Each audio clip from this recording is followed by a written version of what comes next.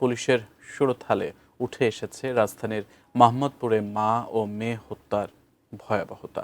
অত্যন্ত নির্মমভাবে খুন করা হয়েছে তাদেরকে। গৃহকর্মীকে আসামি করে মামলা করেছে নিহতের পরিবার।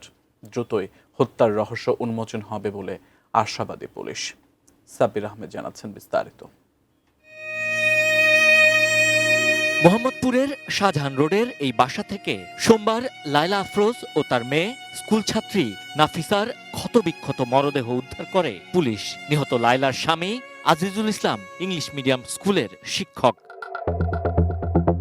এই হত্যায় অন্যতম সন্দেহভাজন কথিত কাজের বুয়া আয়েশা, যিনি ঘটনার দিন সকাল 7:42 বোরকা পরে বাসায় ঢুকে 9:30 নাগাদ নিহত নাফিসার স্কুল ড্রেস পরে ব্যাগ নিয়ে বের হয়ে যান। পুলিশ বলছে কথিত আয়েশার শরীরের কিছু অংশ পোড়া, তাই সবসময় নিজেকে আড়াল করে রাখতেন তিনি। তার ব্যাপারে পাওয়া গেছে গুরুত্বপূর্ণ তথ্য।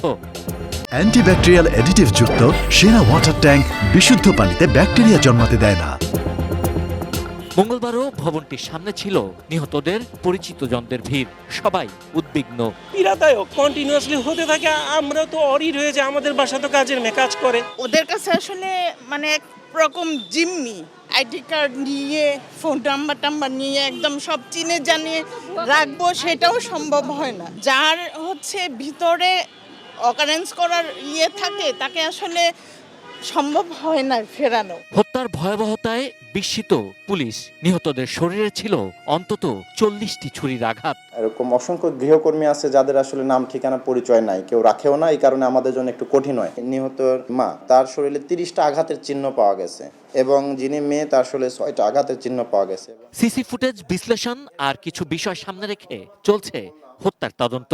আসামির অনেক কিছুই আমরা যেটা উদ্ঘাটন করতে পেরেছি সেটা হয়তো তদন্তের স্বার্থে আমরা এখন বলতেছি না, তবে আশা করি ইনশাআল্লাহ আমাদের অগ্রগতি আছে, দ্রুত সময়ের মধ্যে আমরা একটা ভালো রেজাল্ট দিতে পারবো। এই হত্যাকাণ্ডে প্রধান সন্দেহভাজন কথিত আয়েশার পরিচয় নিশ্চিত হওয়ার পাশাপাশি আর কোনো অপরাধে সে জড়িত কিনা তা খতিয়ে দেখছে police. Sabbir Ahmed, ATN news, Dhaka.